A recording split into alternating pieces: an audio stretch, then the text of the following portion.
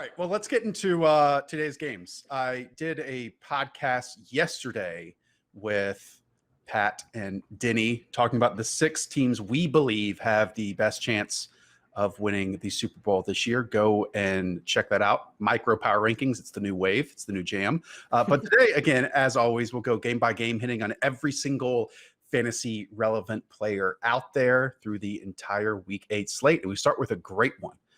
The Pittsburgh Steelers, who are 6-0, go to the Baltimore Ravens, 5-1. The Ravens are actually 4-point favorites in this one, a total of 46.5. Daigle, what do you think about the line? Does 4 points feel right to you? I think the Steelers are the better team, yes, and may have already bet that earlier this week. The Steelers offense is a different and unique one than what we've seen in the past because they're basically asking Roethlisberger to get the ball out of his hands at one of the league's quickest times to throw, and then not throwing deep at all either, just allowing Juju Smith-Schuster, Chase Claypool, and Deontay Johnson to do what they do in the shallows. And I think with all healthy, what it has become is taking what the defense gives you. Last week, everyone cites that Malcolm Butler shadowed Chase Claypool. That doesn't matter. Chase Claypool can eat Malcolm Butler for dinner. The fact is they bracketed him with the safety. The Titans treated Claypool as the number one receiver, which is why he was obsolete from the offense. So the Steelers just shrugged, said screw it, and they threw the ball to Juju and Deontay on the other side of the field. So we can expect that moving forward, pending what the Ravens in this situation treat as the Steelers' number one wide receiver.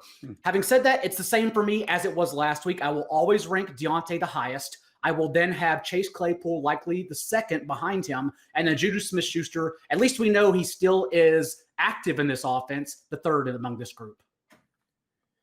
Yeah, we talked about this a lot on the Wednesday show. You should really check it out, everyone. I think all three of us ranked the Steelers as a better team than the Ravens, and the game is in Baltimore, so you kind of understand 4 points. But the Ravens have bulldozed bad teams, and they got totally unmasked by the one really good team they faced in the Chiefs. And this is going to be a fascinating test for both teams. And I liked the stuff John was saying with the Steelers offense because it is a different kind of Steelers passing attack, but they have so much versatility now in this receiver core, and they haven't really had to cut it loose down the field yet. I mean, maybe Ben Roethlisberger just can't do that anymore with his elbow.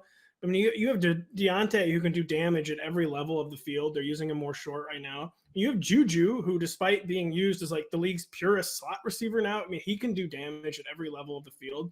You have Chase Claypool that can create touches for at every level of the field. And it is such a versatile kind of unique skill setup right now for the Steelers. And an offense that I think we haven't really seen this offense's ceiling yet. We're getting a really good floor every week.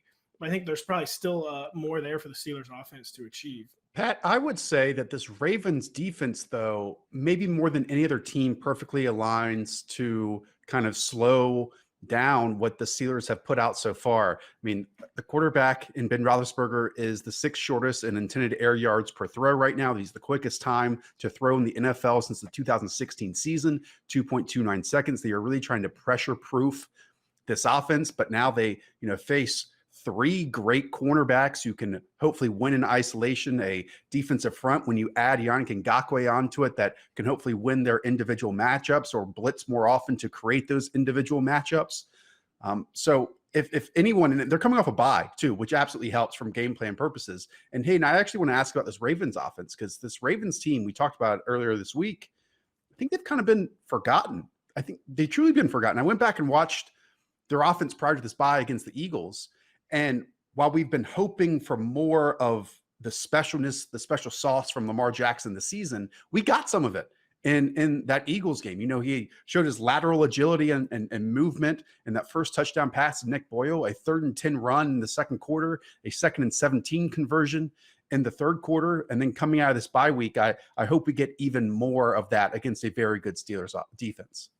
Yeah, you're exactly right. Both of these teams have been playing down just because they haven't been pressured by the other opponents. But I think when these teams are challenged by a strong AFC contender, we saw it last week with the Titans, I think both of these offenses could truly explode. So I like the over here. And with Lamar Jackson, we got to remember he was dealing with some kind of injury a couple of weeks ago. He gets the bye. The week before the bye, he actually was scrambling a little bit more. So there is still plenty of room for the Ravens to get back on track. You got to remember they're also passing the ball deeper downfield than any other team in the league. So that leads to a lot of volatile production. But when it really hits, you can see these games go through the roof. So I think that Marquis Brown, this is actually a good spot for him. 38% of his targets are downfield. We've seen the Steelers, they blitz a lot, but that leaves them vulnerable to deep shots. So I think that there is a chance that you can see a couple big, long touchdowns here for the Ravens side. So I really like the over. I think you want to get all of these guys in fantasy lineups. Pat, where do you have someone like Marquise Brown ranked? Because he leads the NFL in terms of his air yard share. His target share is quite high. It's difficult to rank him each and every week because, again, he's a volatile fantasy play because of those downfield shots that Hayden just alluded to.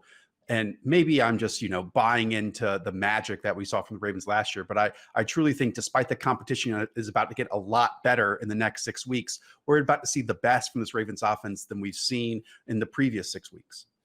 It's just weird because they've played such bad competition, and Marquise Brown's peripherals are so good. And we know that every game, he gets hurt by the fact that the offense gets to kind of pack it in the second half. You just would have thought through 6 games, we would have seen at least 2 or 3 big plays between Marquise Brown and Lamar Jackson. And we just haven't seen those. They just keep missing, sometimes by inches, sometimes by several feet, this inaccurate throws from Lamar Jackson. And Josh, something you said really highlighted. We saw some of it from Lamar Jackson in week 6, but we have not seen a complete performance from Lamar Jackson. That was not something that was rare in 2019 as he barnstormed to the MVP award. So, Marquis, he is a really tough one to rank because we finally should get 60 minutes of competitive football this week.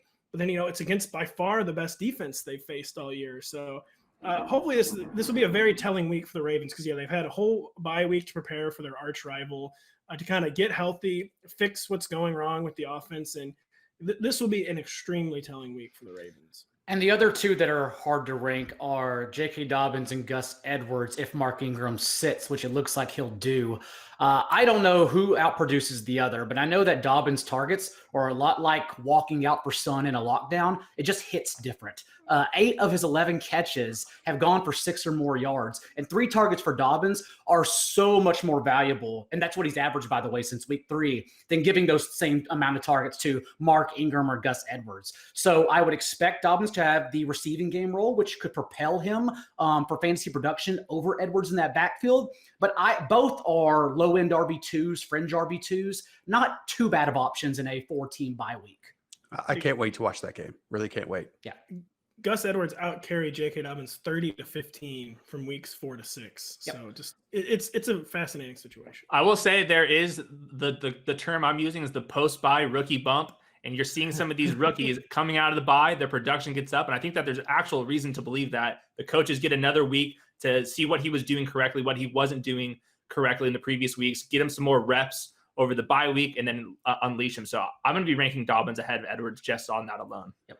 We go from fun to whatever this New England Patriots offense is. They are 2-4 right now, going to the Buffalo Bills. The Bills 5-2 and 3.5-point home favorites here. A tiny little total of 41.5. And boy, is this game starred because the Bills will win by at least a touchdown. In this one, we got news on Thursday that Julian Edelman will miss, quote, sometime after going an operation, I believe, on his knee. There are even reports from Mike Giardi, who I believe works for the NFL media now.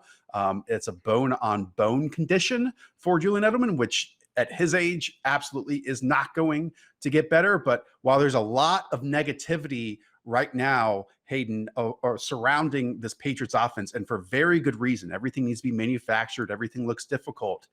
This Bills offense has absolutely lost the luster that it had for the first 4 or 5 weeks of the NFL season. And the last 2 or 3 games, they've barely hit 20 points in a game at all.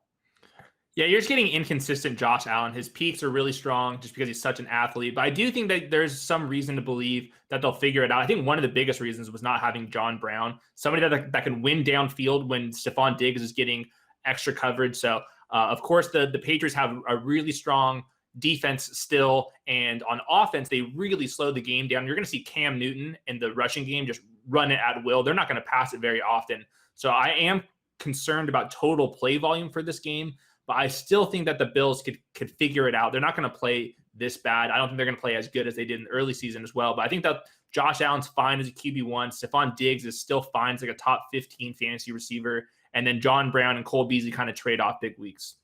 I think the Josh Allen analysis from last week is being slightly overblown because they did get to the red zone 8 times. Yeah. They just couldn't and didn't punt at all. They just couldn't punch it in. Really quickly, though, let's rewind a second. Did you say, Josh, you thought the Bills were going to win by a touchdown? Yes. I think the Patriots outright win. Oh, whoa. Wonderful. I'm about to add some more lunches under my belt. This is fantastic. Oh, yeah. Let's shake on this really quick. Talk me through this one because that makes absolutely no sense to me. I think you were I could be wrong. I think you're overanalyzing last week's performance, though. It was a terrible game plan. Don't get me wrong here. But I don't think that happens in back-to-back games for a Bill Belichick offense. Also, I have 4 straight games, but I don't mean to interrupt you. I have no trust in Sean McDermott's defense, which is a poor unit this year whatsoever. And then taking Julian Edelman off the field actually is a plus for this offense since he has done absolutely nothing injured the past month of the season. Jacoby Myers came off the bench, was the most explosive receiver they've had all year long. So we can waste Tre'Davious White on Damiere Byrd. Who cares? I think Cam Newton and this offense just run all over the Bills. All right. It's more than just last week, though. We've been talking about it on this very show, this very program, that dating back, I think it was to the Raiders game, while they were putting up yards, I mean, everything had to be manufactured by Josh McDaniels. It was, 2 passes by Julian Edelman on the same drive for them to even create yards. And to me, if the opposing team has to manufacture production, that can be coached against. And who is coaching against Cam Newton right now? It's Sean McDermott defensively. Is there any defensive coordinator in the NFL that has more experience seeing what Cam does well, seeing what Cam does not do well? And Cam is not playing well. As someone who's watched every single Cam Newton snap, I would say for the last decade or so, it's his shoulder. His shoulder is back, and it's something that you can't turn the corner on, I don't think, for the rest of the season, Daigle. And we talked about it heading into this season. It wasn't the September or even early October questions about the shoulder. He was healthy at the time. The Panthers and everyone around the league was nervous about November and December. Well, that arrived early, and you have to get perfect, even putting the injury aside, you have to get perfect Cam Newton play in order for this team to be successful. And I hear you. Defensively, this Bills team does not garner the same respect as it has in previous years. But this Patriots offense, as it's operating right now in the last 3 or so games, is bottom 5 in the NFL. And I don't think that's arguable. Cam Newton needs Regeneron. We can't also forget that he is coming back from coronavirus. I can't remember what his symptoms were or if he even had symptoms. But something we haven't discussed with this game yet. I mean, Josh Allen has not played well against Bill Belichick in his career. He had 26 total completions in 2 games against the Patriots last year. And a lot has changed since the Patriots, have 5 opt-outs. They have injuries. They have people regressing on defense, but it's still a good defense. And Hayden alluded to some of his struggles recently were probably John Brown not being at 100% and not playing. But, I mean, John Brown, I doubt he's anywhere close to 100% healthy this week. And so that kind of remains a concern. And we're going on now almost a month of kind of like more 2019 Josh Allen than 2020 Josh Allen. And I am just concerned because he has not he's not been a match for Bill Belichick's mind so far through the first 2 years of his NFL career. And even with the Patriots really limping and really struggling, this is a severe test for struggling Josh Allen. 2 more thoughts on the Bills quickly. One, yes, they were awful in the red zone last week, but I think Brian Daboll can go back to the drawing board. We've seen him be extremely creative.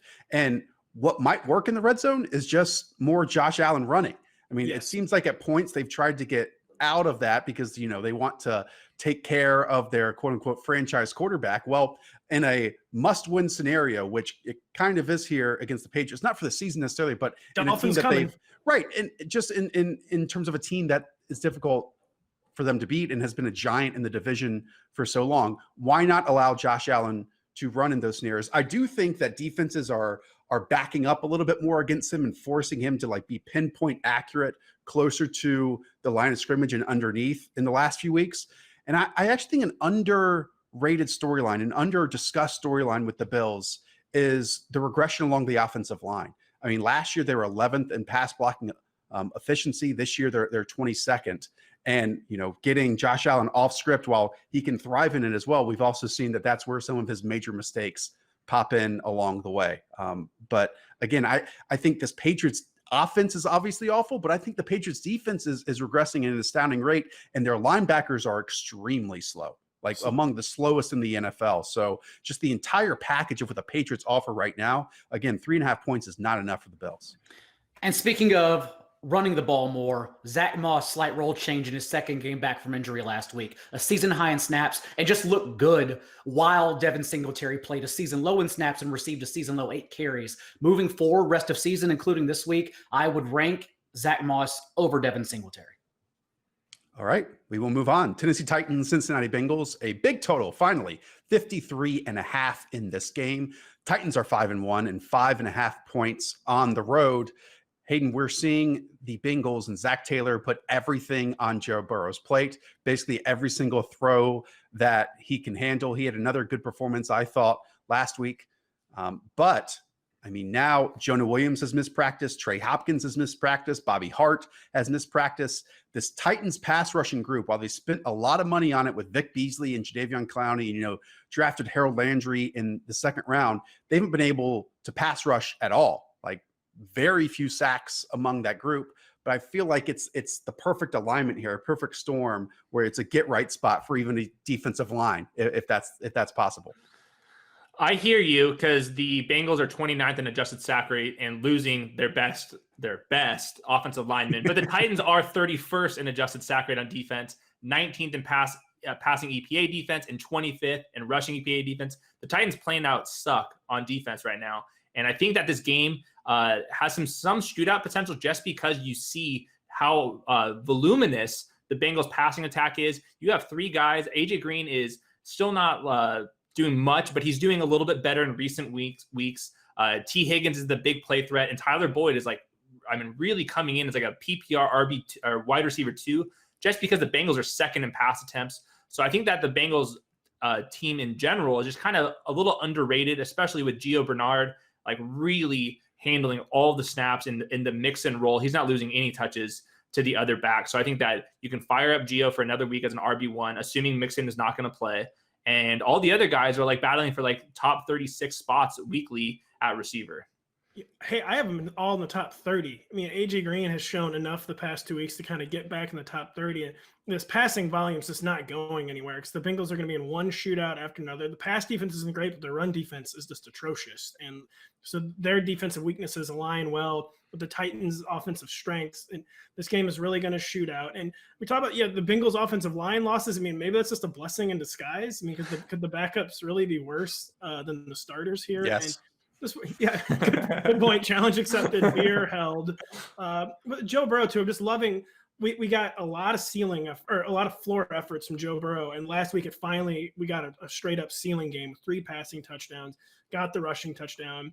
He's playing just a little bit better every week. He's finally got a 3 receiver set that's getting in sync, and this could be hopefully one of the big fantasy games of the week. And on the other side of the ball, the Titans offense needs to be treated as matchup proof weekly. Even last week, they only ran 3 plays in the first quarter. They ran 22 snaps in the first half. It wasn't what the Steelers defense was doing. They just didn't have the ball at all in the first half. And then of course came back and made it competitive with more volume in the second half. I don't see any way the Bengals stop the Titans offense here, especially sending their best pass rusher, Carlos Dunlap, elsewhere midweek. So yes, like you were saying, overall, both sides of the ball shootout here. It's, I'm looking at a big picture standpoint here, and Pat, the Titans were not one of the 6 teams we thought could win the Super Bowl. I actually had them as the Seahawks. They were the Seahawks for me, but that's a conversation we already had this week. You have to wonder about the kicker. You have to worry about Stephen Gostkowski from an end of season standpoint. It's already been about as shaky as humanly possible for a kicker in terms of clutch situations, in terms of adding points to the scoreboard. And yet here they stand at 5-1, and they haven't moved away from him. Either, all of those awful experiences culminate in just a wonderful moment towards the end of your Pat, or it goes in the opposite end. And we've seen both throughout our career watching football. I would just be, but the difficult part is there are kicker questions across the league, and now even the backup kickers are on practice squads and being locked into those. So there aren't any options for these teams that need clutch kickers. No, and we've never seen an expatriate, legendary kicker just fade out of nowhere in a season, except for last year with Adam Vinatieri, of course. And it is happening again with Steven Gostkowski. And it's looking rough. I don't know if Steve Levy is going to be inducting him into the Hall of Fame anymore, based on what we've done the past 2 weeks. All right. We will move on to the Las Vegas Raiders and the Cleveland Browns, two teams that want to run the football. But despite that, this is a total of 51.5, with the Browns just 2.5-point favorites at home. They are 5-2, and the Raiders are 3-3. Daigle, no Odell Beckham. We know that for the rest of the season. Again, this Browns team is absolutely run first, even with just Kareem Hunt right now. Who emerges as Baker's wide receiver one now, and how relevant should they be in the thought process of all fantasy players out there? Jarvis Landry did see a season-high target share last week, but it was only 6 targets. So we shouldn't depend on him to suddenly get better or see more volume in this Kevin Stefanski offense. I'm trusting Rashad Higgins, actually, moving forward, who has had proven rapport with Baker Mayfield going back to 2018. Last year, you look back, 7 targets in the team's 3rd preseason game, got injured in the first half of week 1, and then thrown in Freddie Kitchens' doghouse, where the Giants tight ends are right now since he's coaching them. But Kevin Stefanski says everything's been thrown out. Like, we are now looking at Rashad Higgins only for this year. And for this year, he's been very good. 11 targets, 10 catches, 150 yards, and 2 touchdowns since week 5. And most importantly, he's going to be on the field because the past 3 games, he's played 81 snaps out wide and 36 from the slot. He's not getting taken off the field for Donovan Peoples-Jones or Kadarius Hodge, assuming Hodge comes back this week. So I think Higgins, as I wrote in the waiver wire column, is my bet to outscore Jarvis Landry for the rest of the season. Yeah, it's a variable that Hodge might be coming back this weekend. Normally, I mean, Jarvis Landry, the kind of player he is, like in past seasons, you could say this is a guaranteed 12 to 14 targets for Jarvis Landry. And I think it would be even this season, but the problem is he's just nowhere close to 100% health and hasn't been all season. They've been rationing his practice reps all season. You can kind of see him fighting it out there on Sundays. And yeah, normally it would be a no-brainer to just be funneling looks to Jarvis Landry. Kind of use him as like an extension of the running game, but he just might not be healthy enough for that right now. And so it could be Rashard Higgins ends up leading the team. And I don't think I'd be ranking Rashard Higgins ahead. I still think Jarvis Landry could do more with 6 to 8 targets than Higgins could with like 8 to 10. But yeah, it's a more unpredictable situation than it normally would be. Yeah, and the Browns are 29th in pass attempts per game this year. So the answer could be like nobody emerges outside of like a wide receiver 4, especially because you have 2 tight ends that are doing things with Harrison Bryant kind of emerging. David Njoku, maybe they have another week before they trade him. Austin Hooper's going to be coming back shortly. And then Nick Chubb's also going to be back. So this could be an offense where there's nowhere to go outside of the running backs. And I think Austin Hooper long-term is going to provide some good value because he was really coming on before his appendix. So I think that this could be a situation where like Landry stays in like wide receiver 4 territory, same with Higgins, and then you have this insane rushing attack and kind of nowhere to throw the ball to outside of that. Yeah, this Raiders defense does not scare me at all in terms of disrupting Baker Mayfield in the pocket against that offensive line. And I think we can rely on Kevin Stefanski to create some open opportunities on those first reads because Baker has struggled when, working to that secondary or tertiary option this year. He just gets a little more frenetic than we want him to. On the Raiders side, I mean, they're so predictable right now. And I think that that's hurting Josh Jacobs' production. He is more involved in the passing game than in previous years, Daigle. But from a rushing standpoint, it just hasn't clicked as much as we have wanted it to. Now, Trent Brown has been hurt. Other offensive linemen have been hurt. But Hayden and I were this week asking for the exact same thing. Get Henry Ruggs more involved, man, and do it like in the first 2 quarters of the Panthers game this season where catches and manufactured touches near the line of scrimmage. He had like one last week on a whip route that he took for like a 34-yard gain. And then John Gruden just wants to get, Nelson Aguilar the football. Like, get this guy involved, get the ball in his hands, script something. It makes you look smart, John.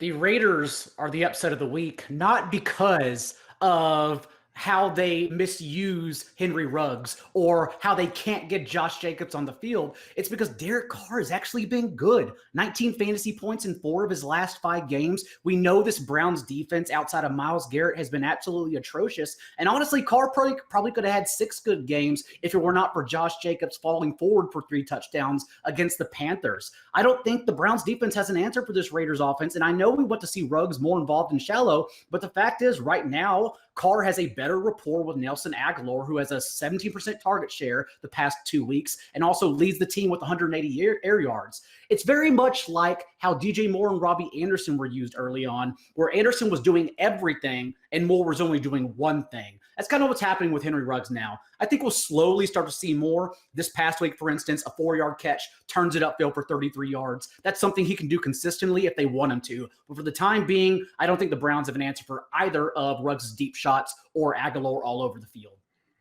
Ruggs could be someone who's hard to manufacture targets for right now because he's a rookie, didn't have much of an offseason. He's been hurt. He's had 2 to 3 injuries. I mean, I do actually, Pat. John Gruden would be doing this. I mean, I'm assuming John Gruden's not wanting to not use his number 12 overall pick receiver. So it's not like it's probably a matter of choice. It could just be difficult right now. And I'll say with this game, the Browns are kind of pass funnel, have pretty good numbers against the run. Terrible numbers against the pass. I should have said that. You're right. Not a bad defense overall, but yes, the secondary is very bad. So maybe everyone will win. Maybe Henry Ruggs will get a bunch of manufactured targets this week. He'll go off. Then we can debate who was more right about it last week. And we'll move on from there. Well, I will say with Henry Ruggs, we got to remember he was dealing with an injury, and you kind of see some players. It takes 2 weeks after actually returning before they take off. And the corner that's guarding Henry Ruggs this week, Terrence Mitchell, ran a 4.6 340. So if you have some one-on-one matchups, Derek Carr, please pull the trigger. Yeah, I'm glad you made that point because he missed the most summer like all rookies, and then he's been hurt, so it just could have been taking a while to kind of integrate him into the flow of the offense. And I think the Raiders are an easy pick just because Baker Mayfield hasn't been good outside of last week. It took him 22 completions to throw 5 touchdowns, and that was the first time he scored more than 16 fantasy points all year long. And he started off with like 5 awful throws, including interceptions. So we got really good towards the end in like those 22 straight throws, and the Bengals too. Yes, and the Bengals as well. All right, let's move on to the Indianapolis Colts and the Detroit Lions. 50 total in this one. Colts on the road, 4-2 and 2.5-point favorites. Pat, we're still waiting for Jonathan Taylor to explode. We're still waiting for Jonathan Taylor to go to the moon. It didn't happen against the Bengals because they were down 21-0 in the first quarter. Like we've forgotten about that because it happened before week 7. But yes, that existed. This Colts team isn't exactly, what we expected it to be. We thought this offensive line would be absolutely dominant. And I would argue that the lack of Michael Pittman, the lack of Paris Campbell has really hindered this offense because there are no explosive elements because T.Y. Hilton isn't T.Y. Hilton of old. And now, like, as soon as Trey Burton comes back, who's athletic, they're like, oh, yeah, let's force feed him and give him a bunch of targets. But it all comes down to also, like, if you couldn't establish the run against the Bengals, can they establish the run this week against the Detroit Lions in what should be a smash spot for Jonathan Taylor? The Lions' run defense started out the year like horrifically bad, like allowing over 200 yards per game the first 2 or 3 weeks.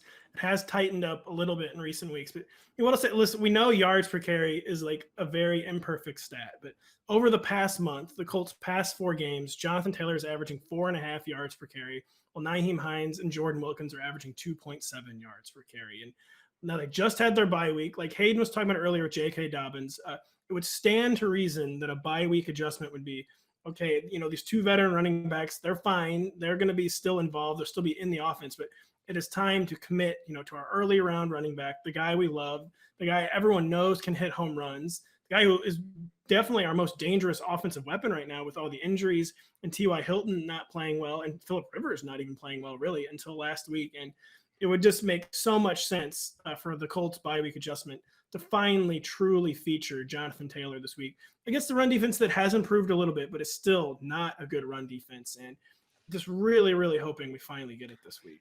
It's been a week, so we forget, but Jonathan Taylor handled a season-high 73% of the backfield touches before the bye. He outcarried Nyheim Hines 12-0, had 12 of the team's 13 backfield carries. So that is amazing usage that I would think increases in this terrific spot against the Lions defense that's allowed the 4th most fantasy points per game to opposing running backs.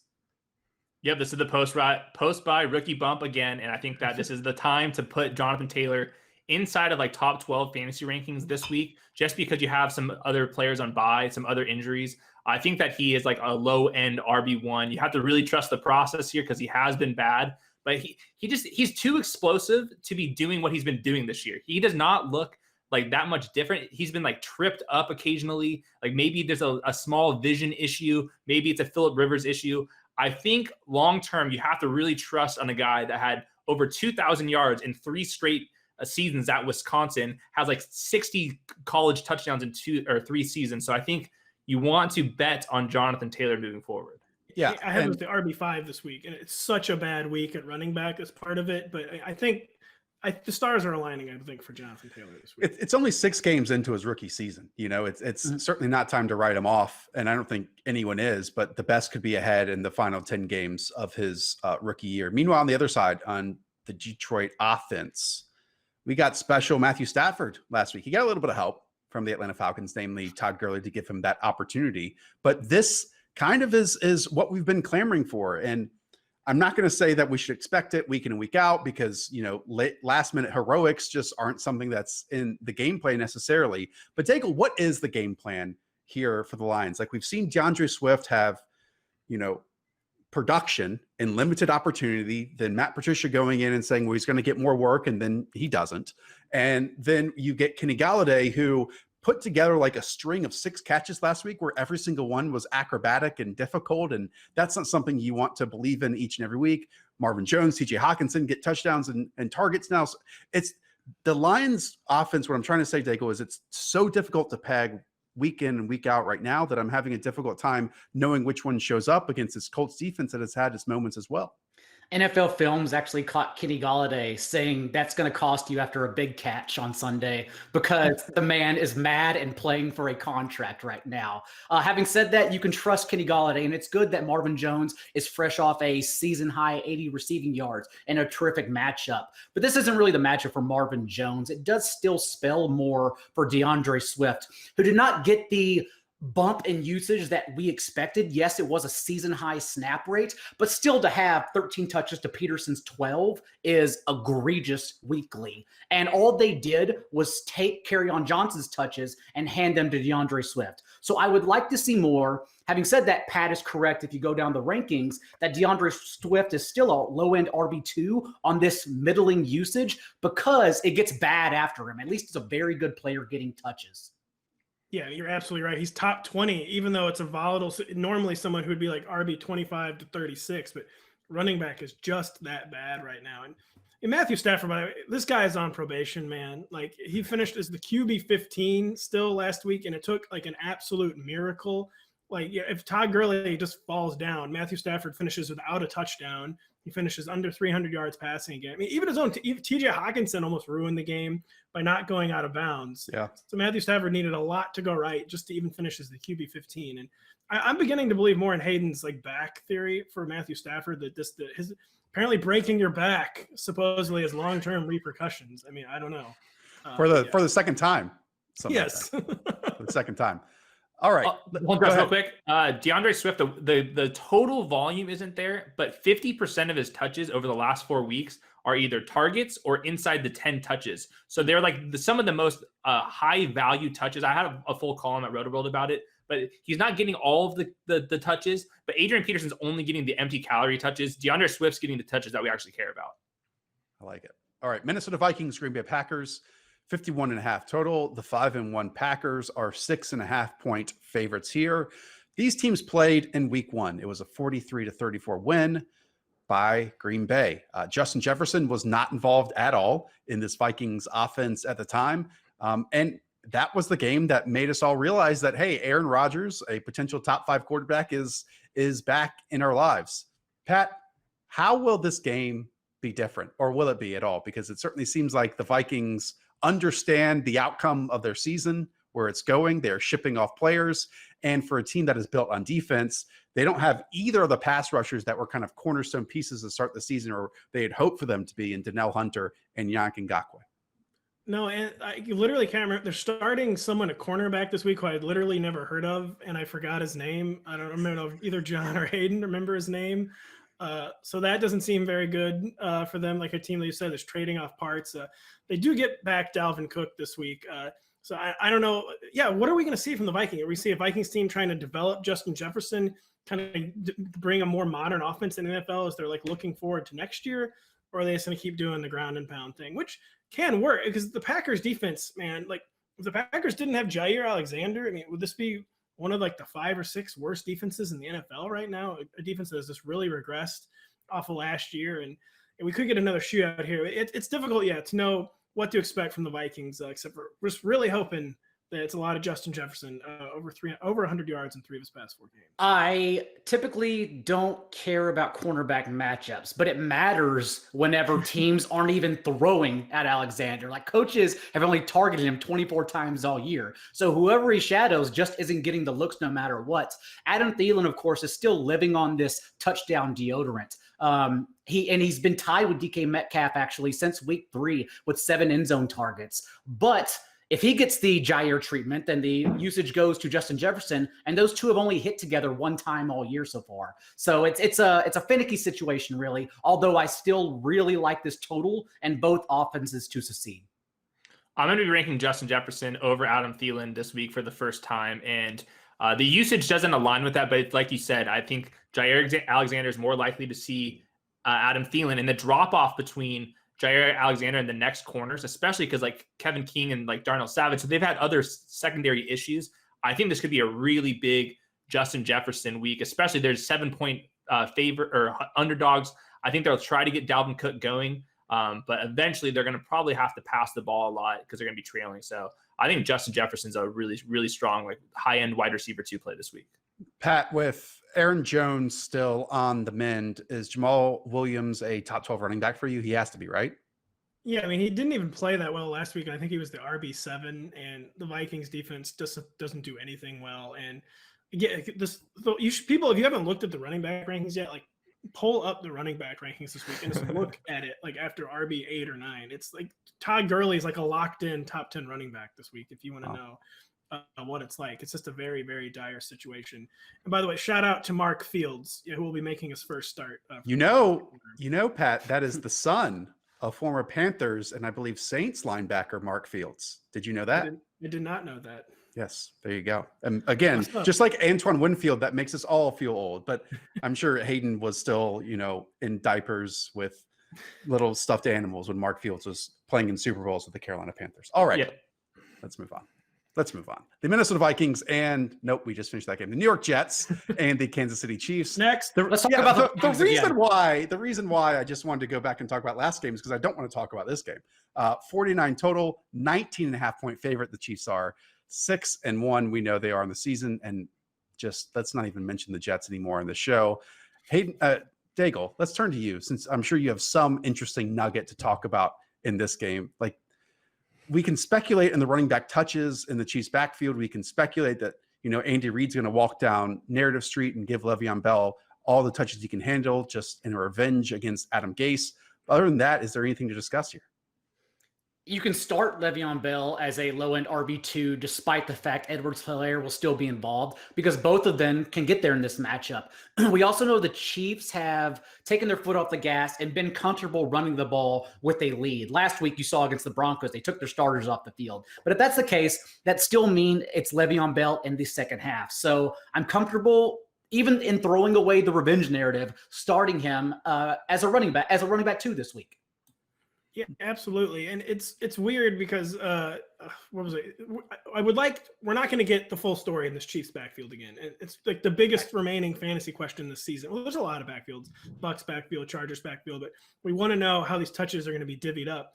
And yeah, we're going to get another Chiefs game where they just don't have to do anything. And, normally facing the Jets, your eyes light up for fantasy purposes, but 19.5 point favorites.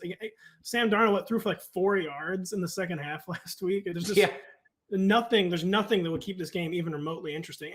Even the revenge narrative could get ruined. I mean, they might just protect Le'Veon Bell in the second half and not really use him. But I do not think Andy Reid will be above being petty with Le'Veon Bell. And I have CH ranked higher.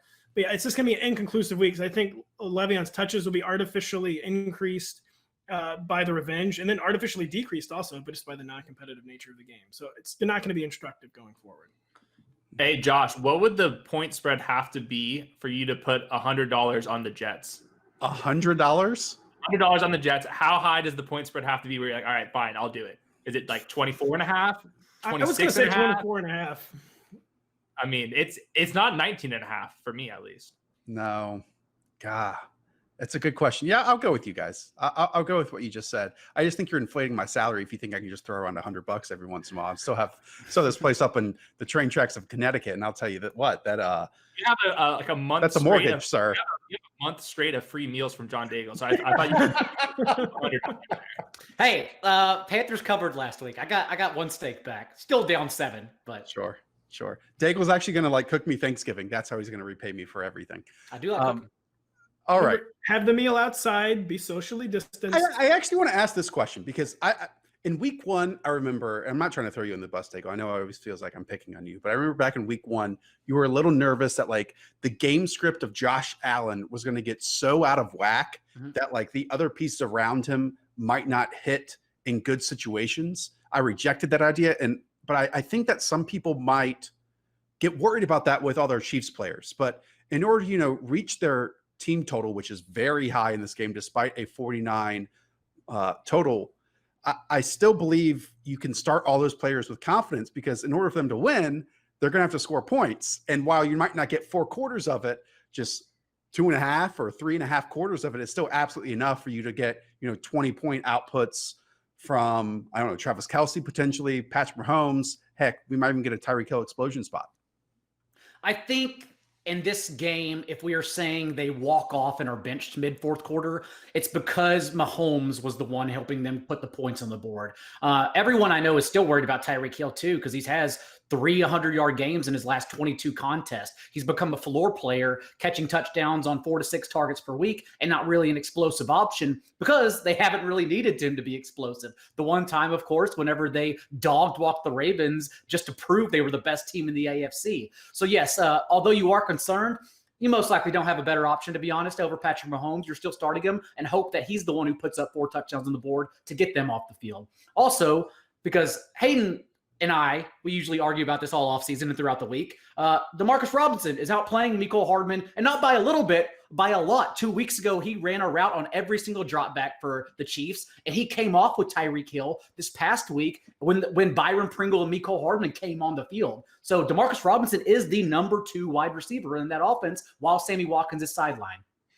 Yeah, I think it's just a situation where like they want like 2 legit receivers in this offense, especially because they're using Tyreek Hill downfield a lot. And I think that Sammy Watkins is that type of guy when he's healthy. I think Demarcus Robinson's probably next in line. I think that Mecole Hardman's obviously much better than Demarcus Robinson, but the way that they want to use their tight ends, their running backs, and the way they're using Patrick Mahomes this year, I don't think that kind of like lines up with Mecole Hardman outside of just like, he's going to get like some really sick plays, but it's going to be on like 2 or 3 targets a game. So he's going to have another 20-point week this season for sure, even if Sammy Watkins returns. But I think you're just going to see Demarcus Robinson just play the most snaps just because he's a better blocker, more physical, those type of things.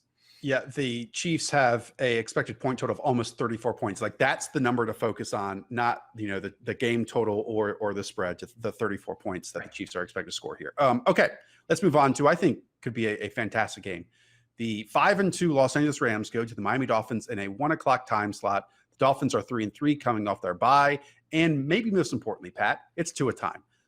Do we get a different look from this offense with Tua at quarterback? Because it's not like this Dolphins, they started awful, I would say, offensively, but it's gotten a lot better in recent weeks with Ryan Fitzpatrick. They're 13th in pass offense, 23rd in rush offense. Do we see any changes here with, now the 3rd first-round pick at quarterback getting his first start in 2020? I think the first big change is that Tua will not be allowed to take his life into his hands every drive, like the way Ryan Fitzpatrick was, who they were allowing to just do straight up YOLO ball and scramble at will, basically, even though he's 37 or 38 and getting broken in half basically every other drive, but thankfully staying healthy. And yeah, it's weird because it's a tough matchup to be making your NFL debut with Aaron Donald and Jalen Ramsey on the other side. And Tua was a hotly debated prospect, as every quarterback prospect is, but I kind of like to ask Hayden about this because, what Tua was Alabama, a lot of play action with a lot of RPOs, if I'm not mistaken. And is he someone who will have his hand kind of held to begin the season? He's got some good weapons. I mean, he's got someone who seemed like could throw 60-yard touchdowns at will off of play action at Alabama. And he's got multiple players capable of that, in Devontae Parker, Preston Williams, who's been playing better, and Mike Gesicki. But I just wouldn't be surprised, even if Tua is known as being such an explosive player, not really a dual threat, but such an explosive player, if it's a very slow start to his NFL career, because someone they need to just protect, especially coming off a broken hip, which, like a broken back, I also hear is bad. And this could be a very slow start to Tua's career. Scout Pat putting his pants back on again. I like it. Yeah, with Tua, there was a lot of RPOs, a lot of play action. That was just kind of the system that Alabama ran. And they had all the weapons in the world. So he was highly efficient. He's one of the best modeling quarterbacks you can possibly have, just because he was so electric at Alabama. The question is can he be unleashed? At Alabama, he would maneuver around the pocket very well. He would scramble. He's pretty physical, would run over players for first downs. Will he do that post-surgery? Will the Dolphins allow him to do that? And will it even translate? Because he was doing that in college, but he's not the athlete of the other NFL quarterbacks. He's not a Josh Allen type. He's not nowhere near Lamar Jackson type. I don't even think he's a Russell Wilson type at that category. So I think that he might want to, but I'm not sure if the Dolphins are going to let him. And I'm not even sure if that would even be successful. So I don't think you're going to see the YOLO balls that we would get out of Ryan Fitzpatrick. And those really helped Devontae Parker. I think you're going to see a more typical NFL styled offense that might take a few weeks to really take off. I talked with Chris Sims about this a lot heading into the 2020 NFL draft, that Tua would hold the ball a little bit too long too often. And it's not, a fatal flaw that we've seen with other quarterbacks in the past, because he would still make plays happen. But one, you can't do that in the NFL. Two, you probably can't do that behind this Dolphins offensive line. And three, you can't do that against Aaron Donald. And four, you can't do that when you're coming off hip surgery. And it's really worrisome. And Pat, I'll turn back to you on this question, because what if the Dolphins lose 2 or 3 in a row? They are absolutely in contention to win this division at the moment at 3-3. A lot of people were surprised by immediately turning Ryan Fitzpatrick, away from Ryan Fitzpatrick. I think it was inevitable. Brian Flores was just going to make this move no matter what when he felt comfortable with Tua. But if they lose 2 or 3, you can't now sit Tua. You can't turn back to Ryan Fitzpatrick, because that's a potential crippling decision for a rookie quarterback. It was a very surprising decision. It was so out of left field that I think our assumption was this had to be this was the plan all along. And I think all 4 people on this podcast, 9 times out of 10, you'll ask us, should this team be playing their first-round quarterback? We will say yes and be extremely enthusiastic about it. But, this is a wide-open division. And Ryan Fitzpatrick, playing borderline top 16 level, top half level for a quarterback. And at the end of the day, you cannot fault the team for still, even if they're kind of pseudo contending this year. Obviously, the Dolphins have their eyes further down the horizon.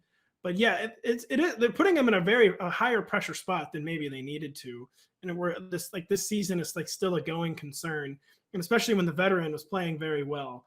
And so it was a strange decision. Again, that's had to be scripted basically from the summer. And it's just a bad matchup for fantasy, honestly. The Rams defense, not only good, but top 12 in carries allowed to quarterbacks, top 12 in fantasy points against them. So if you told me to pick one, Tua in this spot or the Rams defense, I'm taking the Rams this game. Daigle, what's your read in the Rams offense then? Terrific question, because Josh Reynolds is just here to stay in our lives, apparently. At least 4 targets in his last 5 games, and he's clearly taking away from both Cooper Kupp and Robert Woods. Also, as we've talked about time and time again, this is still just a quick-hitting, shallow offense. So with the third receiver now involved in those shallow targets, it makes it a conundrum about who to start weekly between Kupp and Woods. And so that's the issue here. That's my pick on them. I think Jared Goff is still a high-end QB2 starter, but between the receivers, I still rank Robert Woods higher, but we have to go to Pat because I don't know. Like I said, there are a lot of mouths to feed suddenly.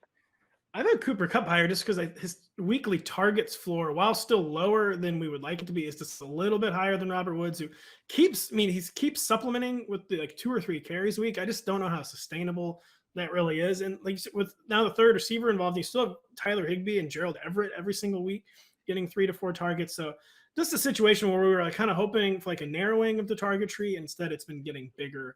And one final thought on Tua, by the way, even before the hip, a guy who had like almost a chronic ankle injury. So someone they're going to really, really need to protect. Hayden, I don't know about you. I don't think the Rams are getting enough respect right now. We mentioned their defense. They're 11th first to pass, 18th first to run. That's solid. That's good enough to win. The offense is first in the run offense DVOA, 9th in the pass. They've only lost the Bills and the 49ers. Those aren't embarrassing losses at all. And what I see from Sean McVay, yes, we talked about it. It's the Robert Woods, Cooper Kupp, yards after catch, and then, the throw downfield to Josh Reynolds and Van Jefferson. Those are kind of their vertical playmakers right now. But Sean McVay's bringing something new every single week. And last week against the Bears, I believe, it was that change in snap tempo in the red zone that they would wait till about 10 seconds left and hurry the line and boom, we're just going to go and not let the defense get set. And it caught the Bears by surprise on at least 2 occasions. And now in this game individually, you get the number 1 rushing offense versus the worst ranked rushing defense in the Miami Dolphins. That is why the Rams should be favored by at least 6 points in this game. And hopefully Daigle disagrees with me. And if not, I'll still roll with it. I was gonna say, to be fair, I just said, if you told me to pick one, it's the Rams defense. So okay. I'll say the Rams defense big over Tua. How about that? All right. I was trying to egg you into it, but it didn't work out. Hey, what do you think? I think Sean McVay sees an offense that has some very clear weaknesses, and I think that he's doing a very good job to mask those. I still have long-term concerns. Is this a good enough offense in general to win in the playoffs or even get to the playoffs in this division? Just because there's not much of a downfield threat. I still don't trust Jared Goff if he's not getting the ball out quick. And I don't think that you can just expect to have 10 play drives with underneath 5-yard target after target after target. So I think that he's doing a good job within the confines of the talent around him. But I still have some concerns that the bottom can fall out. And just for fantasy in general, came into the season and I thought they were going to be playing fast and they're going to be really pass heavy because that's how they finished the year last year. They are second in rush attempts and 28th in pass attempts. So my Robert Woods, my Tyler Higbees, all those guys are just not getting the volume that I thought they would just because McVay's completely flipped the script. He sees a quarterback that can't win under pressure, and he says, all right, fine, we're going to get the ball out behind him, within a yard of the line of scrimmage, on screens, on jet sweeps. So it's kind of a fantasy disaster right now. The good news is we can at least drop Cam Akers now. We're done with it, thankfully. Well, and a nod to you, Daigle. I mean, Daryl Henderson looks awesome. He looks super awesome. Explosive. He looks quick. If they just allowed him to get 75% of the opportunity, I think that they would be better off for it. Malcolm Brown can be, productive, but I think it's easy to see that Daryl Henderson is their most explosive player. And, they're kind of living off explosive ball in hands to skill position player plays right now. But I agree with you, Hayden, that long term, I'm not sure if this is a Super Bowl winning type offense, a Super Bowl winning type team. But for my theoretical wallet in this week, I'm absolutely going with the Rams against the Dolphins. All right, we move to the 4:00 slate. Let's go to the Los Angeles Chargers against the Denver Broncos. 44.5 total. Both teams are 2-4, but the Chargers are 3-point favorites on the road. Pat, Justin Herbert is the quarterback 4 in fantasy points per game this season. He is the late round quarterback jackpot, except nobody drafted him. Nobody predicted it. So he wasn't on anyone's roster to start week 1. And he probably wouldn't have gotten to see this if Tyrod Taylor didn't get his lung punctured.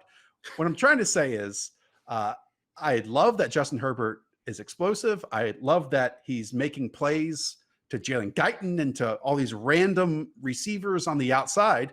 Meanwhile, Drew Lock's doing nothing with a bunch of explosive playmakers and speed and juice at a bunch of different spots, except just periodically. And Herbert's doing it far more often, more frequently. He has 3 touchdowns and 3 straight starts, one of which was against the Tampa Bay Bucks, who made Aaron Rodgers look like a homeless guy a few weeks ago. So Justin Herbert is Justin Herbert the O'Roy right now? And the main question when I watch Justin Herbert is just what was Oregon doing? Like, how was this player being? And I tweeted that one. I had some Oregon fans respond to me. Oh, like, what were they doing? I mean, winning the Rose Bowl, Pat, and like averaging over 8 yards per attempt. But they did not use him. Like, I mean, he was just such a much more conservative pass, and seemed tentative when he was allowed to cut it loose deep.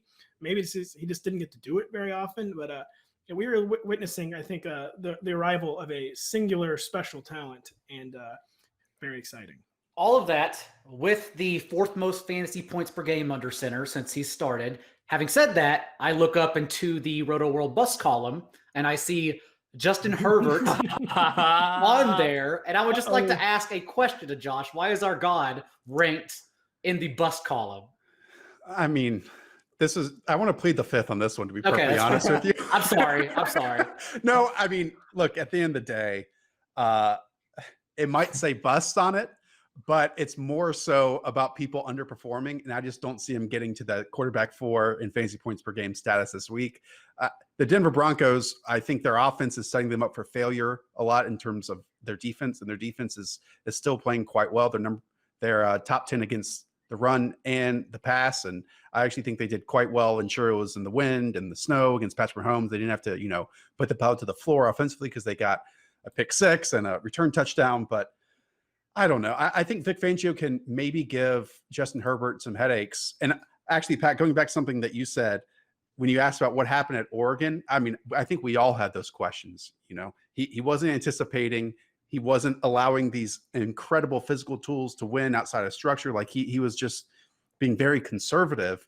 Our friend Justice Mosqueda put out a tweet that I was trying to find actually when Dig was asking me this question. And apparently the Oregon offensive coordinator went to some random like lower tier college and had like UNLV and they stink, and UNLV stinks. Yeah, and they had 45 yards of offense in the first half a couple weeks ago, which is like nearly impossible to do at the college football level. So maybe that is our explanation here on Justin Herbert. He was not allowed. Let Justin cook. Yeah. Well, that was my biggest nugget from this week of research. Coming into last week, the Chargers were like them, the Vikings, and the Rams were all like at 42% neutral pass rate. Last week, we saw the script change, and I think that this is here to stay. The Chargers were top 5 in neutral pass rate, and if you just look at the team overall, if you have a bad offensive line, you have pretty forgettable talents at running back, and you have a really deep downfield strong passer with weapons, why wouldn't you pass the ball? So I think that if the Chargers go from like 32nd in neutral pass rate to like the top 6, what is key now? Like the number 3 wide receiver in like PPR formats. I mean, Hunter Henry is going to be good. You're going to see some spiked weeks out of Mike Williams. I know he's not getting the ball a ton yet, but if we see a massive change from like being bottom 3 to like top 5, top 6, top 7 in neutral pass rate, the ceiling of this offense goes way, way, way higher than we ever would have imagined coming into the year. Sorry, John. I think you guys are both hitting on good points because I think there's some regression maybe to be expected with the way that the Chargers would like to play offense. But then Hayden's also hopefully right that they're realizing, okay, we actually should be playing offense at this much more aggressive, higher tempo rate. Oh, no, I'm happy to defend a lot of my stances, Pat. This week is not one of them. So, look, this is a paper-thin defense that I have of Justin Herbert, maybe struggling against the Denver Broncos defense. But just look, own it. let's say, okay, I'm going to own it. Justin Herbert would not be a top 12 quarterback scorer this week. There we go. Can we shake hands or no? No, we're not. No, not on this one. Okay. Dave, you have anything to add about the Broncos offense here? Yeah, so that was Hayden's biggest nugget of research. My biggest nugget was that the last 2 weeks, the Broncos have actually run the highest rate of 12 personnel in the league. And I think it's because they want to feature their offense around Noah Fant and Albert O. Albert O, who leads the team in target share, red zone targets, and end zone opportunities in that span. So I think he's actually here to stay. And in a world where we need tight ends weekly, in my opinion, he's a top 12 tight end this week. And Tim Patrick's banged up right now, battling a hamstring injury. And of course, Adam Levitan always talks about the shower narrative. Drew Lock, Albert O, college teammates, 13 targets over the past 2 weeks. This is happening. I think 13 targets is 13 more than he had in college football his entire career, Pat. But hey, Barry Odom, man, listen. Eli is our new god, is all I'll say about Mizzou. All right, let's move on. We have just 4 games left. Now we're going to go to the New Orleans Saints and the Chicago Bears, a small total, 43.5, 4-2 Saints, 5-2 Bears. but the Saints are 4.5-point favorites on the road. Hayden, Allen Robinson is in the concussion protocol. And if he's out, the Bears offense will be completely lost without him. I actually thought that would be the case with the Saints a little bit without Michael Thomas, who's still not there. And now we don't get Emmanuel Sanders almost certainly again because of COVID. It's just going to rely on Alvin Kamara again, but against a Bears defense that has performed very well this season. Yeah, these are offenses that are tough to kind of project without their top wide receivers. And I think they're structurally kind of the same, where they're going to try to use their running backs. The difference is Alvin Kamara is actually good, and David Montgomery is doing nothing. I mean, we're talking about like strong wide or RB1 usage, like every week since Tariq Cohen. But I mean, wide or RB5 skills, like he can't move at all. So I think you still have to keep him like RB20, somewhere around there, just because you can't find volume like his anywhere else. But man, it's a dire situation for the Bears. If Allen Robinson can't play and Nick Foles can't hit Darnell Mooney downfield, I don't know what this offense is going to look like. My favorite moment in every Bears game is when Nick Foles overthrows Darnell Mooney by 20 yards. Dude. And we can expect that to happen 5 times in this game.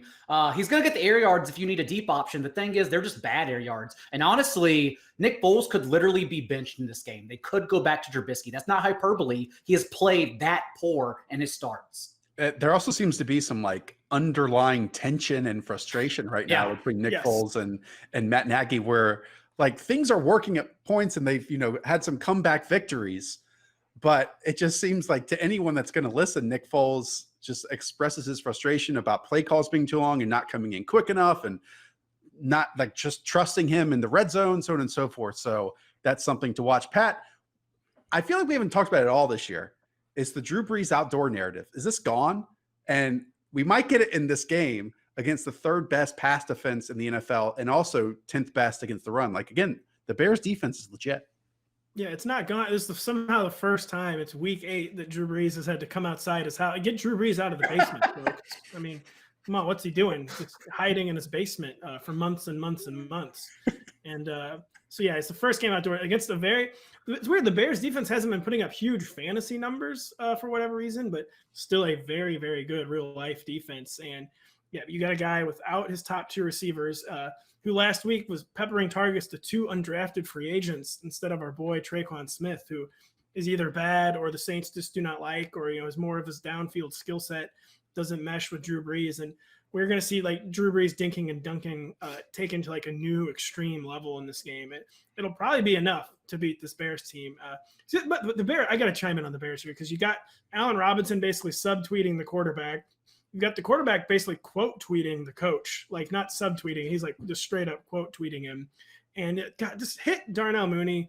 David Montgomery, I mean, we're not trying to be mean, like really not trying to be mean, but like the Bears are the point where they just like need to sign a street free agent and like make them their running back. Because there's probably 7 to 8 running backs, I bet, like in shape and healthy, who would immediately be better than David Montgomery as the Bears lead back. He's just not an NFL level athlete. It's not only the outdoor narrative, it's just the Bears defense is so good still. They're carrying this team. That's why they're 5-2 right now. 6.5 yards per attempt against them, the fewest fantasy points per game. And then remember, they were the team that shut down Tom Brady, who looks tremendous right now. So the Bears defense isn't a fluke as much as their offense is. We move on to the San Francisco 49ers and Seattle Seahawks. Big total, 54. The Seahawks 3-point favorites, 5-1 Seahawks, 4-3 49ers. No Deebo Samuel for the 49ers. Hayden Winks. Kyle Shanahan, will he be able to script enough points for the 49ers to win and keep up with the Seattle offense? I have Brandon Ayuk ranked pretty high right now. He's like inside like my top 25 even, just because I think you're seeing the target share obviously dwindle without Deebo Samuel, but you also see it every single week. Whoever's playing the Seahawks, they beat their averages in pass attempts. And I think that the 49ers are the offense more so than any offense this week are expected to pass way more than usual. And there's only a couple guys that can get the ball to. Of course, you have George Kittle, but we've seen the Seahawks are a little bit better defending tight ends. George Kittle's still going to eat. Don't get me wrong. But I think they're really, really struggling against receivers. And I think that Brandon Ayuk is the only like true difference maker at the position. And you want to trust Shanahan getting Brandon Ayuk schemed up. So I think that Brandon Ayuk's like a really strong wide receiver 3 play, maybe even higher, honestly.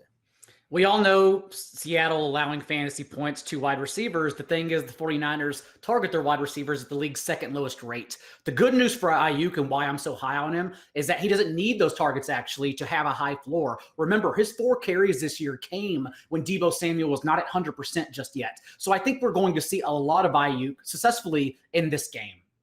Yeah, and Ayuk, his average depth of target almost doubles up Deebo Samuel. So like he's the receiver the 49ers needed healthy for this game. But it's a big test for Jimmy Garoppolo, who's gonna have to cut it loose. And yet his average intended air yards are 6.2, the second lowest in the league. And something's gonna have to give because like Hayden said, dude, the Seahawks they at least in terms of fantasy points allowed, they police the seam much better than they do wide receivers. So we're going to have to see the 49ers kind of go outside of their comfort zone this weekend. A game that every Seahawks game somehow turns into a shootout. But yeah, the 49ers are on the spot here. Here's the equation for the 49ers to win. All right. 1, Pete Carroll in his pre-practice press conference said that Jamal Adams was going to get a limited session. He did not. He missed practice entirely, and it was with the injury and then also an illness. So I don't know what the Thursday reports came out because they're not probably going to come out until later tonight. But if he doesn't play, then that's, again, the lone Seattle playmaker defensively away from the field. I also think that Kyle Shanahan, like we saw in every single spot this season, even when Nick Mullins was in games, he can script and create space for his playmakers. And there's still enough of them in George Kittle and Brandon Ayuk, namely. And it also helps that Seattle cannot rush the passer at all. Like, they can't do it. So the only time, Pat, that I really see other than the one game when he couldn't drive on his foot, Jimmy Garoppolo is struggling is when, he has to work off his initial read and he gets panicky in the pocket, especially against disruption. And I just don't see Seattle being able to do that. And I also trust this 49ers defense to slow down at least for 1 or 2 or 3 drives. I think San Francisco's defense can do that against Seattle versus the other way much more often in this game. You go, John. Well, I was going to say, I totally agree with that entire assessment. Having said that, this is the worst line of the week. The Seahawks should be favored well over a field goal. The 49ers can't hang with Seattle, who are just a much better team. The weaknesses on the 49ers, the boundary cornerbacks, are exactly what Seattle's going to cook and attack. So I think Seattle just hangs it on them. Yeah, and the 49ers defense, who kind of revived against 2 questionable quarterbacks, like quarterbacks that can't really cook down the field. But the final thought, by the way, is Kendrick Bourne DFS season, right? That's a good call, actually. Yeah. Am I a good DFS player now? Yeah, it's a Kendrick Bourne DFS season. I'm sure that name will be brought up on Building Blocks, which you can all tune into on Friday's show in the afternoon with Daigle and Hayden. Hayden shaking his head no. Hayden, talk to me about the Seattle running back situation, though, because Chris Carson is most likely going to miss this game. The optimist himself, Pete Carroll, said it would be a game time decision. But you also had Carlos Hyde missing practice on Wednesday, but Pete Carroll said it was not a big deal, I think were his exact words. And then we've seen Travis Homer deal with, I believe, a groin injury himself. But whatever the case, because it seems like negative game script and they just have embraced this passing offense, those backs or the feature back is not necessarily getting like a feature back workload anymore. It's anywhere from just 12 to 15 touches, which is such a departure from what we've seen in Seattle's history. Yeah, Chris Carson was still getting like RB1 usage. It was just untraditional usage. A lot of it was near the red zone, and a lot of it was in the passing game. I think Carlos Hyde, if he's fully healthy, will be a strong like RB2 just because the touchdown upside's there. Of course, the Seahawks are projected for the 4th most points this week. I'm a little more skeptical that Carlos Hyde has the receiving skills that Chris Carson has. So I wouldn't project like a 1-for-1 switch here. And if Carlos Hyde is out, I think that DJ Dallas, somebody that can catch some passes, I think becomes like one of the more interesting flyers, especially he could be like a top 24 play if he gets the start, just because, we've talked about it all podcast. The rest of the running backs, there's nowhere to go. So I think that anyone attached as a starter to the Seahawks deserves to be in the top 24. We'll find out on Friday who that is. And I will go ahead and fall on the sword on the other side of the ball and say, in order, if Tevin Coleman's active, he leads the backfield in touches for the 49ers. If he is inactive, it's Jerick McKinnon who leads in touches after a week of rest. And then it would fall to JaMychal Hasty as the last and third option. The question really that would ruin that is, how long does McKinnon need to be rested? Because he only got 3 touches being rested last week. So if for some reason they do it again, then of course it would be Hasty. Otherwise, I think he's the workhorse. To the primetime games this week. I'm so glad that they're at the end of this podcast this week. Dallas Cowboys, Philadelphia Eagles, 43 total. 9-point favorites are the Eagles, 2-4-1 on the season. Pat, I'm going to turn to you, and I'm setting you up for potential failure here. I did not honestly even dig into this game because the spread is so outlandish, but I did see that Jalen Reagor and Dallas Goedert were designated for return. Is there a possibility for either one of those players to re-enter the equation this week? Because it certainly seems like Boston Scott's going to lock down the backfield for one more week, and Travis Fulgham has continued to lock down that X receiver spot. Teams can be sort of oblique with that information because they're back and practicing now, but since they're still technically on injured reserve, they don't have to give them like a practice status. So the answer on Dallas Goedert and Jalen Reagor is that we just don't know yet. Well, hopefully we'll know on Friday. Well, they're either, if they're going to be activated, it would probably be on Friday, but it could also be this weekend. So this there, we don't know so far. Boston Scott, Miles Sanders not playing. We've again over and over how bad running back this is this week. Boston Scott is a plug and play top 12 or top 13 guy, and it took him till almost the final play in week 7 to get his numbers, but he got his numbers: 92 total yards, got the game-winning touchdown. So Boston Scott is just a plug and play, and then Travis Fulgham, 3 straight games of 5 catches, 10 targets, 73 yards. I mean, you got to get Travis Fulgham in there, guys. Obviously, as we talked about all summer, it was one podcast argument after another about Travis Fulgham, and it's like no one's laughing, so I'll just stop. Yeah. On Boston Scott, though, I will say Gio Bernard, Scott, Jamal Williams, even DJ Dallas, if he's the only healthy running back for Seattle, those are guys I am starting over Ezekiel Elliott this week. Elliott has been the RB18 and the RB39 the past 2 weeks, and this soulless, lifeless offense, he's only out-touched Tony Pollard 33-21 in that stint. So I'm taking the guys with actual workhorse roles who are actually good players, and I'm benching Ezekiel Elliott.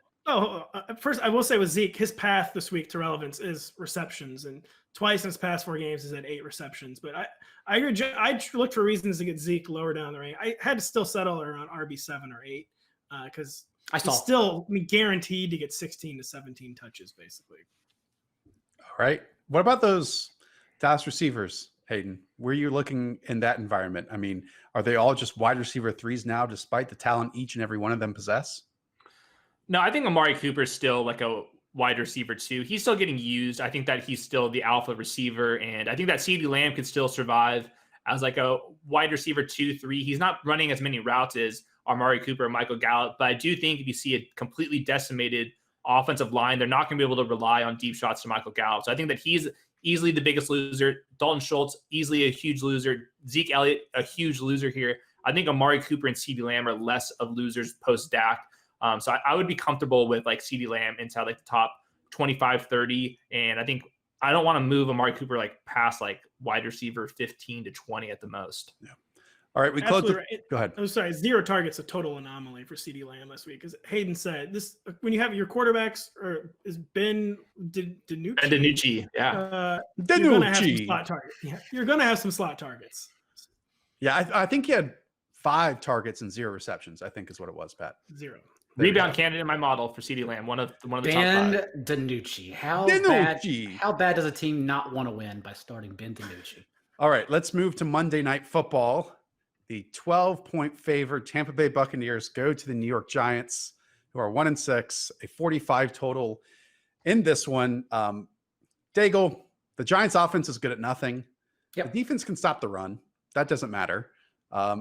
Who cares about that against the Bucs, who Leonard Fournette and Ronald Jones could still get 10 touches apiece? Because right now, Tom Brady is playing just terrific football. And I know Chris Godwin's going to miss this game with a broken finger. Antonio Brown's still not going to be in the fold, but Scotty Miller, Mike Evans can do just enough, along with the resurgence of Gronk, I absolutely think the Bucs to cover this 12-point spread. And for Mike Evans, we have hope without Chris Godwin now. Because remember, 12 targets for 51 yards with Godwin this year. And without him, 28% target share, 17%, and 22% in those 3 games. 27 targets for 267 yards and 3 touchdowns. So Evans, we expect to be involved. A terrific note from our friend of the show, JJ Zacharyson, that Evans actually played a season-high 60% of his snaps from the slot last week against the Raiders. And Giants cornerback James Bradbury, who is one of the best cornerbacks in the entire league this year, has only transitioned to the slot on 22 snaps all season long. So we can expect an eruption spot for Mike Evans, Scotty Miller getting concerted downfield targets again, and sneakily Tyler Johnson in this offense, who played 79% last time Chris Godwin was out, getting involved in 11 personnel. Any thoughts from the other two? Go ahead. Ian Hartitz highlighted the fact that Mr. Mike Evans has kind of been battled to a stalemate with James Bradbury in the past, played a lot in the NFC South, and that it's not like, even if James Bradbury were to like shadow Mike Evans on a every play basis, it's a matchup Mike Evans can still get some production in. I'm looking at the running backs. We have a really interesting dynamic where Ronald Jones, all of his touches of the last 2 weeks have been either on first down or second down. And now that Leonard Fournette's healthy, they're calling him the nickel RB, which basically means he's the passing down guy. He's going to be there in 2-minute drills. He's going to play a lot of the third downs over LaShawn McCoy. So I think you're going to see a James White, kind of LeGarrette Blount throwback offense here with these two guys. I think that both of them deserve to be like inside the top 24 with a huge team total. The Bucs are projected for 28 points, the 5th highest of the week. And I'm kind of interested in Leonard Fournette over Ronald Jones moving forward. I think in this game script, this favors a Ronald Jones as the bruiser. But I think long-term, I would rather have Leonard Fournette soaking up the more high-value touches. And Leonard Fournette could end up just being the goal line back as well. You never know how that situation is going to roll out. Yeah, I think both sides of the Leonard Fournette argument in the pass-catching role are right. Like, he got a lot of work and exposure there with the Jaguars because they really just had no one else. So, he has a lot of production as a receiver, but I wouldn't say he's good in it. He's not someone that is agile or quick or explosive in the open field, but I guess what they want is pass protection, which I actually thought Ronald Jones did a good job in that last week. But then also just secure hands and just catching the ball when Tom Brady throws it to you. So I agree with you. I mean, it's difficult in spots like Dago. I thought Ronald Jones has been good, and like it's arrived, and it's funny that he's the power back and it's not Leonard Fournette, but now it's certainly back to a more committee approach for this Bucs backfield. Oh, we didn't think he was good. He was good for 3 straight games, and it didn't even matter to Bruce Arians whatsoever. And quickly, Golden Tate with Sterling Shepard back, 2 targets. He's the dust you can wipe off your TV to get rid of him.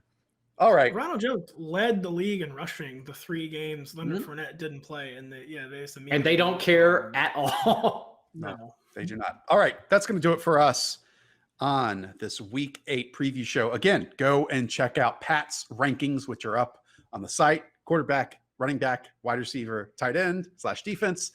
Go and check out Hayden's columns as well. We will all be back here for all of you for Rotoworld Live, served by Applebee's, noon Eastern on Sunday, on Twitch, on YouTube, on Periscope.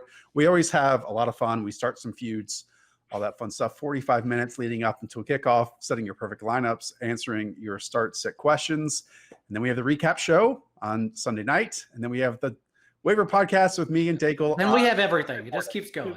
Oh, it's the Groundhog Day. It's an endless loop that we have going on and on. Including the train. That's going to do it for us. For Pat, for Daigle, for Hayden, I am Josh. Up the Villa. Talk to y'all soon. See ya.